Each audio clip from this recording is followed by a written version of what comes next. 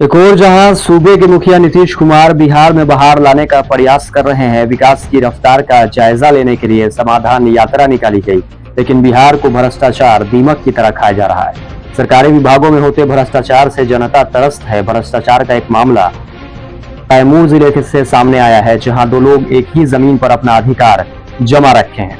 खास बात यह है कि इस जमीन का दस्तावेज भी दोनों पक्षों के पास है। दरअसल कैमूर जिला के चैनपुर थाना प्रखंड के जगरिया पंचायत के भगवानपुर मौजा में 23.30 डिसमिल जमीन को लेकर बेऊर में पूर्व रिटायर्ड जज दीवान अजीज खान के द्वारा बताया गया कि जगरिया पंचायत के मुखिया नंदू बिंदु इनकी जमीन को गलत तरीके से कागज बनवाकर दखल करना चाहते हैं। उनके परिवार के लोग नंदू बिंद को रेहन पर जमीन दिए थे, जबकि यह जमीन उनके पिताजी के नाना जी की है, जिस पर उनका हक बनता है। वहीं नंदू बिंद के ऊपर गलत तरीके से कागज बनवाने का भी पूर्व जज ने आरोप लगाया है। पूर्व जज का कहना है कि मरे हुए आदमी को बाद में जिंदा दिखाया जाता है, आखिर यह कैसे हो सकता है।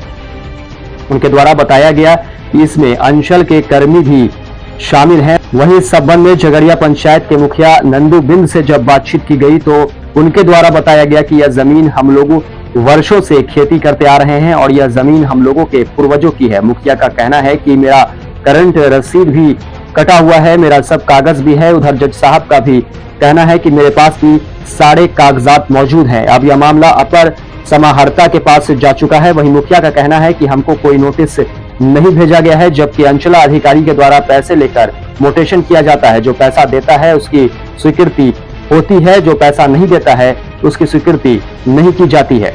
मुखिया के द्वारा बताया गया कि इस संबंध में हमने भूमि राजस्व मंत्री अशोक मेहता को भी भभुआ के लिशवी भवन में आवेदन के माध्यम से अवगत कराया है। अब देखना यह है कि इस मामले में मंत्री अशोक मेहता के द्वारा क्या कार्रवाई की जाती है। क्या मैटर है आपका? हमारा मैटर है ज़मीन का जी। जो हमारे परदादा जी के नाम पर ज़मीन था, जो कि 50-60 साल से हम लोग जोत रहे हैं। उसको सीओ साहब जमाबंदी रद्द करने के लिए एडीएम के यहाँ भेजे हैं, जो कि हम लोग को यहाँ सूचना नहीं मिला जी। नोटिस भी नहीं मिला। जब एडीएम के द्वारा हमारे यहाँ आया नोटिस तब मैं जाना। तो कल आलोक महता जी आए थे, माननीय मंत्री जी। उनको मैं अपने बड़े भाई बलिराम बिंद के हाथों से महतो जी को आवेदन दिया हूँ कि मेरे जो ज़मीन है मेरे पास रहे। और उसमें और मैटर है कि जो पैसा के लिए सीओ और कर्मचारी मिलकर कोई भी पब्लिक म्यूटेशन डालता है तो उसमें अस्वीकृत करते हैं, तुरंत पैसा लेकर स्वीकृत भी करते हैं। केस नंबर लिख के साथ दिए हैं। और ज़मीन भी बंधक में है, उसको एलपीसी बना के दिए हैं, उसमें भी लिख के दिए हैं। जो कि हम लोग के 4 दयाद उसमें है, उस ज़मीन में उन चारों दयाद का कोर्ट से फटबंदी हो गया है। आवेदन किसके खिलाफ दिए हैं? सीओ और कर्मचारी के खिलाफ।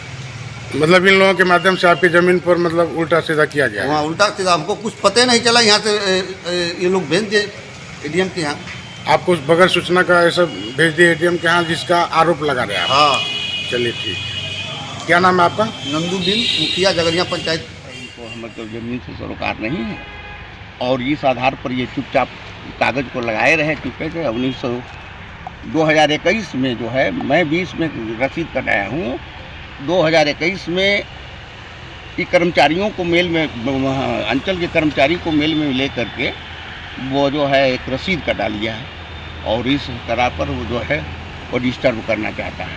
और ये मामला जो है सीओ साहब वगैरह जांच किए और उसके बाद कोई कागजात नहीं है और उसी आधार पर वो जो है माननीय एडीएम साहब के पास ये मामला लंबित है और मुझे आशा है कि कागजात के देख करके वो जो है जो उचित न्याय होगा वो करेंगे। हाँ, सवाल ये है कि अंचल कार्यालय के जो भी कर्मचारी किस आधार पर आखिर उनको मोटेशन या जो भी दाखिल खारिज है कैसे किए हैं लोग? वो गलत तरीके से वो जो है अंचल कर्मचारी को मिला करके जो है एक रसीद कटा लिया है। उसके पास कोई आधार नहीं है, कोई कागजात नहीं है और इनका कागजात जो है चकबंदी से मैंने जो है वो नकल ले लिया है। और वो मिर्ज़ापुर के जो है शकूर खां 1985 में ज़िंदा हो गए हैं, जबकि उनके दादा जो है वो 145 जनवरी के सनिता के मामले में जो है उन्होंने अपने बयान में कहा है कि 1952 में वो शकूर खां मर गए और जितने पक्षकार थे उसमें सबों ने एडमिट किया है कि 1952 में जो है मर गए। क्या नाम सर आपका? मेरा नाम दीवान अब्दुल अजीज़ खां, रिटायर्ड डिस्ट्रिक्ट एंड सेशन जज, गांव ग्राम मानपुर बियूर, जिला थाना चैनपुर, जिला कैमूर। कहाँ पे पोस्टेड थे सर आप? मैं बेगूसराय डिस्ट्रिक्ट जज से रिटायर हुआ। मैं x registrar Patna high court भी रहा हूँ। और मेरी ज़मीन के लिए ये जो है इस गिद्ध दृष्टि बहुत पहले से थी इन लोगों की।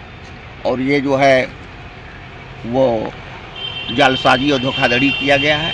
ये जो है इसके दोषी हैं। ये जो है क्रिमिनल केस भी मैं करूँगा इन लोगों के खिलाफ़। और मुझे उम्मीद है कि जो है एडीएम साहब जहाँ ना है वो कागजात के आधार पर न्याय करेंगे। न्याय मांगा गया था, सीओ साहब द्वारा भी जो है कागजात मांगा गया था, लेकिन कोई कागजात उसने प्रस्तुत नहीं किया।